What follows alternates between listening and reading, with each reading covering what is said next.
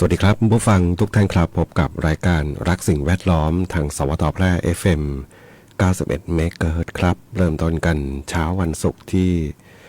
3ตุลาคม2568ครับเริ่มต้นกันเช้าวันศุกร์สุดสัปดาห์ครับแล้วก็ถือว่าเป็นการเริ่มต้นปีงบประมาณใหม่เข้ามาในสัปดาห์แรกนะ3วันเนาะนะครับใครที่อยู่แวดวงการทำงานมีเพื่อนมีญาติพี่น้องนะอยู่แวดวงการทำงานไม่ว่าจะเป็นราชการรัฐวิสาหกิจนะก็จะได้เห็นนะเรื่องของการแสดงมุทิตาจิตเรื่องของอะไรคนที่หลังจากเกษียณอายุงานเนาะการมอบงานมอบหมายภารกิจต่างๆในตำแหน่งนะครับถ้าเป็นระดับสูงหน่อยระดับที่เป็นหัวหน้าหน่วยงานนะครับแล้วก็จะมีการมอบหมายภารกิจมอบหมายงานกันนะครับนะส่งผ่านก็จะส่งไม้ต่อให้กับคนต่อไปได้ปฏิบัติงานกันนะครับนะไม่จำกัดเฉพาะแวดวงราชการหรอกเนาะไม่ว่าจะเป็นองค์กรไหนหน่วยงานไหนนะครับนะก็ปฏิบัติคล้ายๆกันนะครับก็เป็นสัญญาณเริ่มต้นเนาะของปีงบประมาณนะครับนะส่วนปีพุทธศักราชปีพศเนี่ยก็จะเริ่ม1 มกราคมนะเป็นเรื่องของการเฉลิมฉลองต่างๆนะเป็นสิ่งที่เราสมมุตินะทุกอย่างก็สมมุติทั้งนั้นแหละ สมมุติขึ้นมาเป็นกฎเกณฑ์ตั้งขึ้นมาเพื่อที่จะให้มวลมนุษยชาติทั้งหลายเนี่ยนะทั้งหมดทั้งมวลเนี่ยนะได้มีการปฏิบัติได้มีระเบียบวิธีปฏิบัติกันนะครับนะหรือแม้แต่เวลางานอะไรต่างๆเนี่ยก็เพื่อให้คนที่ต้องทำงานร่วมกันนะได้ปฏิบัติถ้าต่างคนต่างคิดอยากจะทำอะไรตรงไหนยังไงมันก็ไม่เป็นระเบียบนะงานไม่ประสบความสำเร็จอย่างแน่นอนเนาะก็ผ่านพ้นไปเนาะ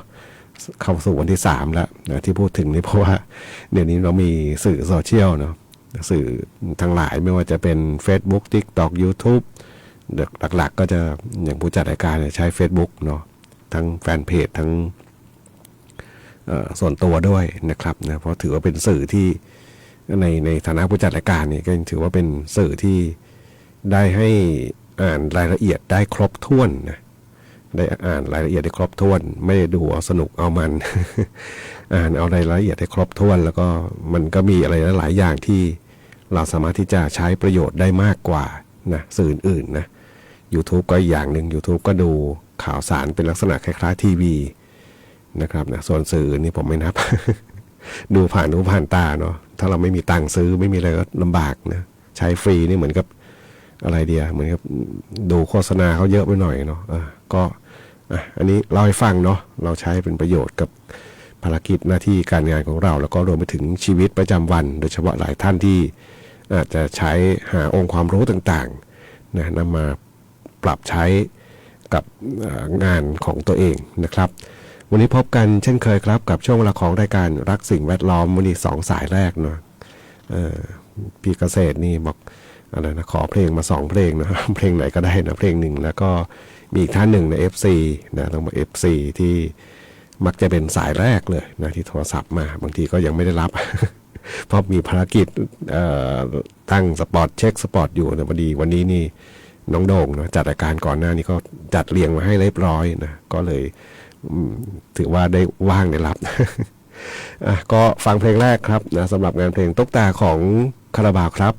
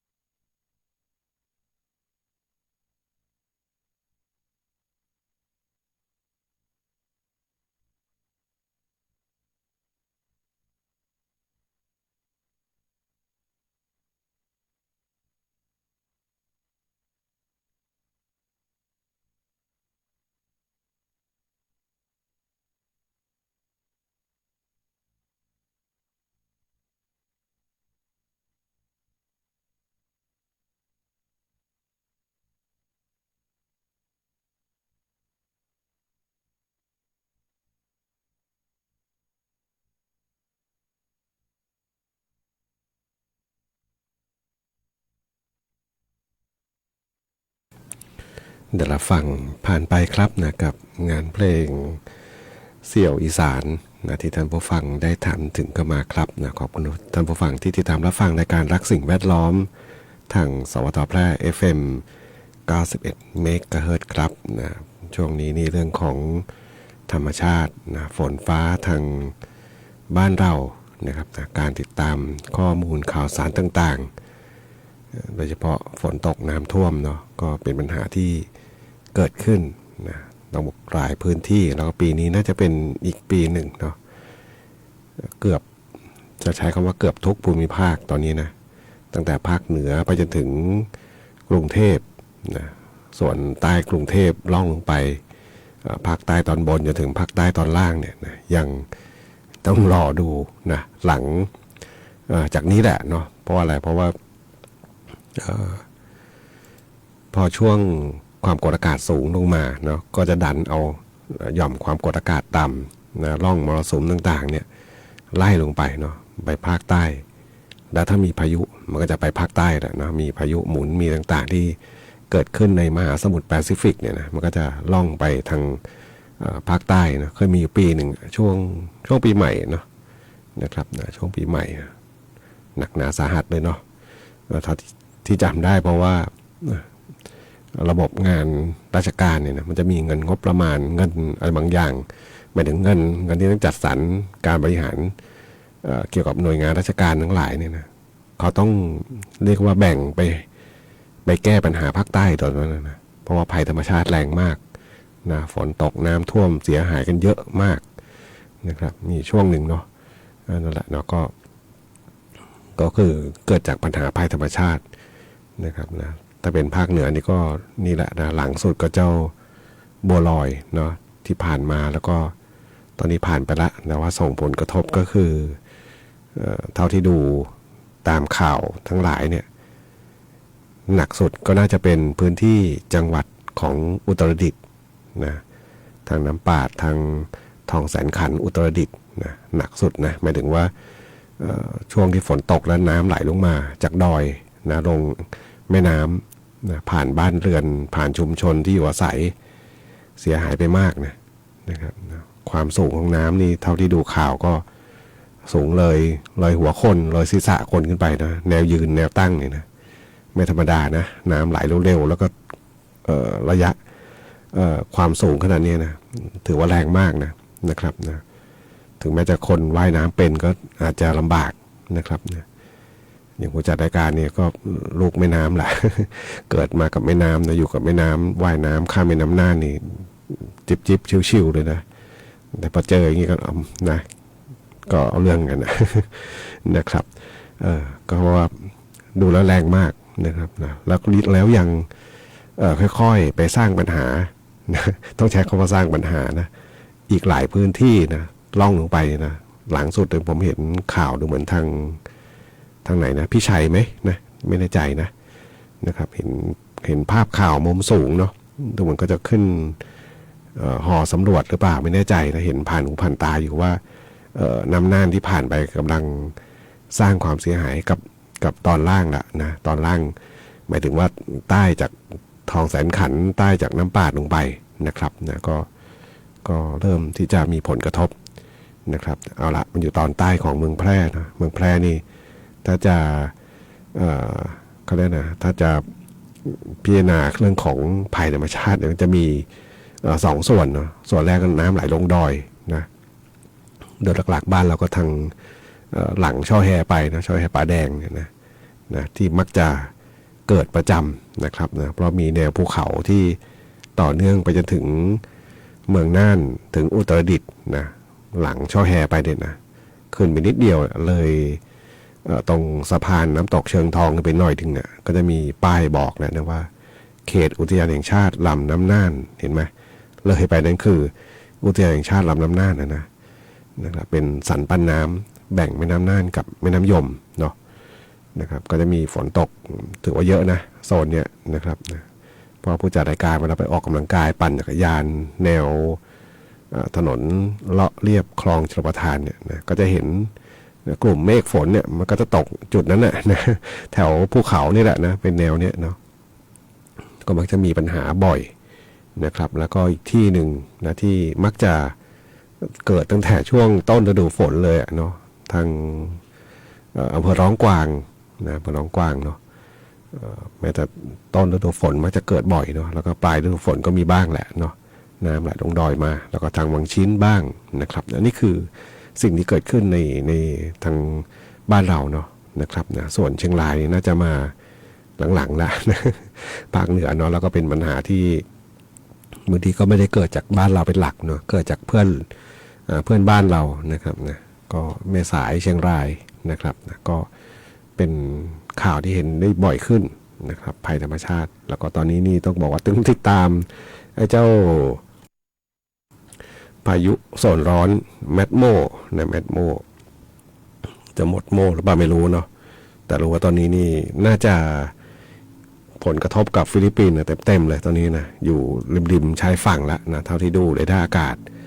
นะครับนะแล้วก็กลุ่มเมฆฝนก็ดูขนาดใหญ่เหมือนกันนะครับนะก็น่าจะฟิลิปปินส์แหละได้รับผลกระทบไปเนาะก็พายุลูกเนี้ยนะเขาคาดว่ามันจะมาถึงทางเราตอนบนของเวียดนามนะครับวันที่เท่าไหร่เนี่ยวันที่7นะครับนะคาดว่านะเขาคาดว่าตามเรดาร์อากาศของกรมอุตุนิยมวิทยานะครับนะก็เนี่ยอีกหลายวันไหมอีกหลายวันเนาะอาจจะเปลี่ยนทิศเปลี่ยนทางอะไรก็ว่ากันไปติดตามกันนะครับไปฟังเพลงกันต่อครับกับช่วงเวลาของรายการรักสิ่งแวดล้อมทางสวทแพร่ FM 91 เมกะเฮิรตซ์ครับ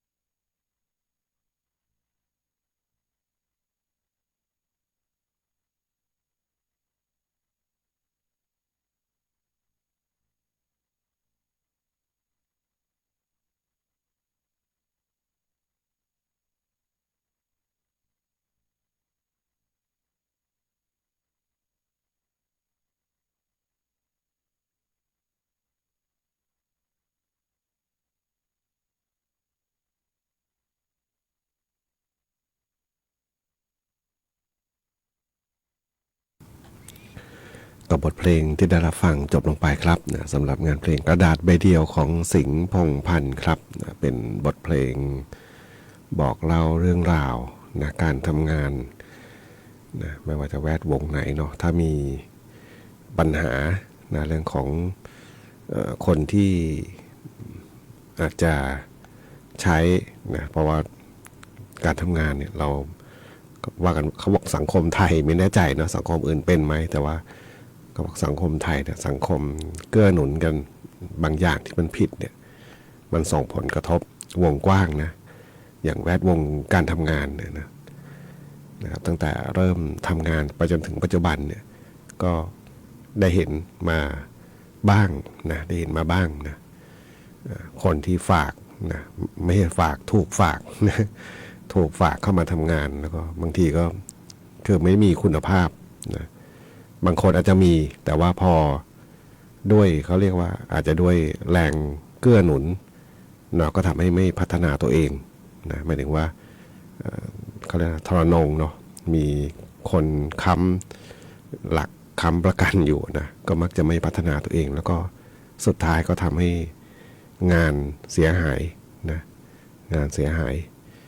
นะครับนะบางทีบางคนอื่นก็ต้องรับผิดชอบแบกรับภาระแทนไปเนาะวันนี้จัดเพลงนี้เพราะว่าเห็นสังคมที่เขาบอกว่าแมวตัวเดียวเองเนาะกินโชยชวนแค่กินไปทั่วเหมือนหมดนะ เราไปดูในโซเชียลนะครับนะโยกไปย้ายมาอะไรต่างๆนะครับเป็นข้อคำถามเกิดขึ้นมากมายนะที่จริงผู้จัดรายการไม่ได้สนใจเราเพียงแต่ว่าด้วยก็เลยด้วย AI เนาะอะไรที่คนในสังคมสนใจแล้วก็ติดตามไม่ใช่เพียงแค่ติดตามอย่างเดียวนะเข้าไปกดถูกใจเข้าไปกดคอมเมนต์เข้าไปพิมพ์คอมเมนต์เข้าไปสนใจมากขึ้นแชร์มากขึ้นมันก็จะจัดมาให้เราดูโดยอัตโนมัติทั้งที่เราไม่รู้มาก่อนเลยบางทีอันนี้เคยเห็นหลายคนเขามักจะโพสต์ไว้แม้แต่ตัวผู้จัดรายการบอกว่าช่วงเวลาแป๊บเดียวเนี่ยนะสังคมออนไลน์เนี่ยเปลี่ยนไปเลยนะแป๊บเดียวจริงๆนะพอคนในสังคมสนใจบางเรื่องนะ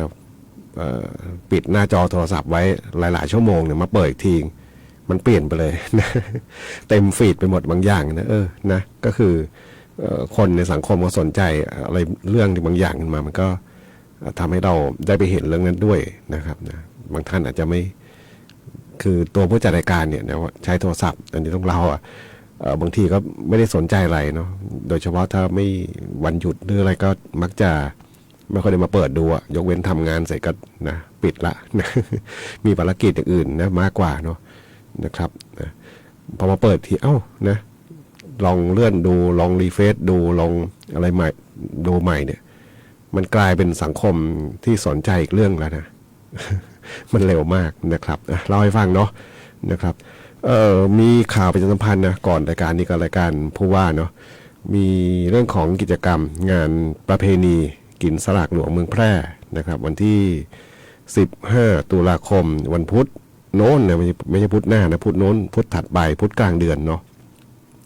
15ตุลาคมนะการจัดงานที่วัดพระบาทมิ่งเมืองวรวิหารครับนะซึ่ง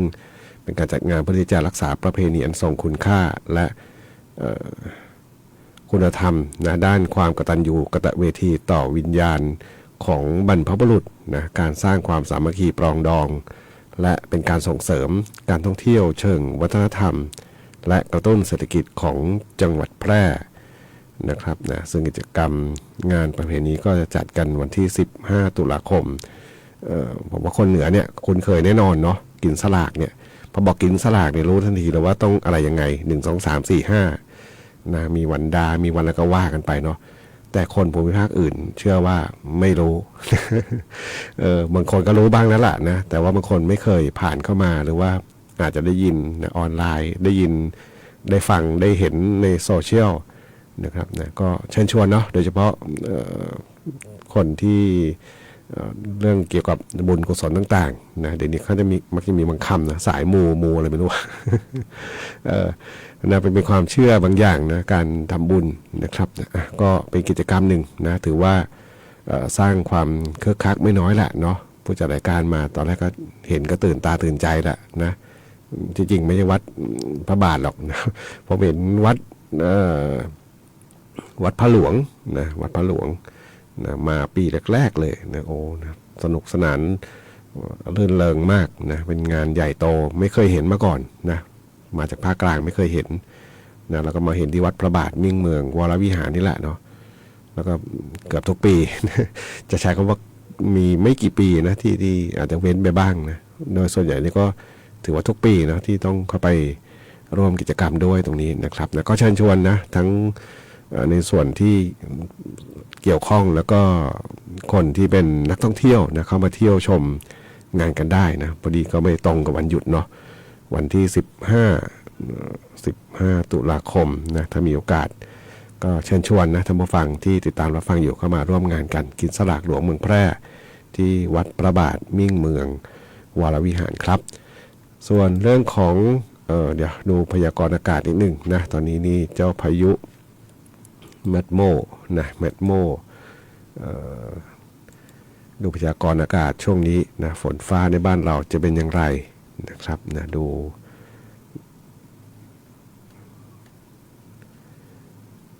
อ้าว ทำไมมาละนะภาคเหนือมีฝนฟ้าคะนองนะโอ้นี่ฝนน้อยภาคเหนือมีฝนฟ้าคะนอง40%ของพื้นที่ส่วนมากบริเวณจังหวัดแม่ฮ่องสอนตากพิษณุโลกและเพชรบูรณ์นะครับวันนี้ฝนน้อยนะเกือบทุกภูมิภาคเลยนะวันนี้ฝนน้อย3ตุลาคมผมไล่ดู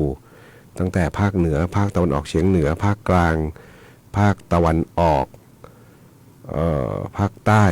ได้60นะ60ก็เยอะหน่อยเนาะนะครับนะส่วนภูมิภาคอื่นนี่ฝนน้อยนะครับวันนี้นะอาจจะด้วยอิทธิพลเจ้าพายุแมดโมหรือเปล่านะมันดึงเมฆเข้าไปตรงพายุของเขานะก็ทำให้บ้านเรานี่แผ่วจางไปหรือว่ามันตกไปหมดก่อนหน้านี้นะก็ติดตามกันนิดนึงนะยังอีกหลายวันนะครับนะสำหรับฝนฟ้าทางบ้านเราวันนี้รายการสิ่งแวดล้อมทางสวทแพร่ FM 91 เมกะเฮิรตซ์มาถึงช่วงท้ายรายการครับคงต้องนำรายการและท่านผู้ฟังก่อนพบกันใหม่ในสัปดาห์หน้าวันนี้ขอความสุขความโชคดีจะมีแต่คุณผู้ฟังทุกท่านสวัสดีครับ